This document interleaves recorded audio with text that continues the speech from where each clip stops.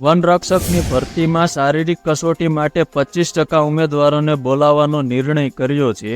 એ પણ જણાવી દઈએ કે 8%ને બદલે 25% ઉમેદવારોને બોલાવવા સરકારે સૂચના આપી છે. સાથોસાથ સરકારે ઉમેદવારોના ગુણ જાહેર કરવા માટે પણ હકારાત્મક દર્શાવી છે. વનરક્ષક ભરતી માટે ઉમેદવારોની માંગ અંગે મુખ્યમંત્રી કક્ષાએ ચર્ચા કરવામાં આવી છે. વનરક્ષકની કુલ 823 જગ્યા માટે ભરતીની પરીક્ષા ગુજરાત ગણ સેવા પસંદગી મંડળ દ્વારા અગ્ર મુખ્ય વનરક્ષક અને હેડ ઓફ ફોરેસ્ટ ફોર્મ માટે વર્ગ 3 ની કુલ 823 ની સીધી ભરતી છે. તમને એ પણ જણાવી દઈએ કે અગાઉ 8 ગણા ઉમેદવારો બોલાવવાનો પરિપત્ર કર્યો હતો. શારીરિક ક્ષમતાની કસોટી માટે કુલ 8 જગ્યાના ગુણ મુજબ જિલ્લા વાઇઝ, કેટેગરી વાઇઝ અને મેરિટના ધારણે લાયકાત ઠરેલા ઉમેદવારોને application category wise cut off mark તથા જગ્યાની સામે ટ્રીટેડ કેટેગરી રોલ નંબરની કામ ચલાવ યાદી તારીખ 31/7/2024 ના રોજ મંડળની વેબસાઇટ દ્વારા પ્રસિદ્ધ કરવામાં આવી હતી. જોકે હવે 25 ગણા બોલાવવાનો નિર્ણય લેવાયો છે.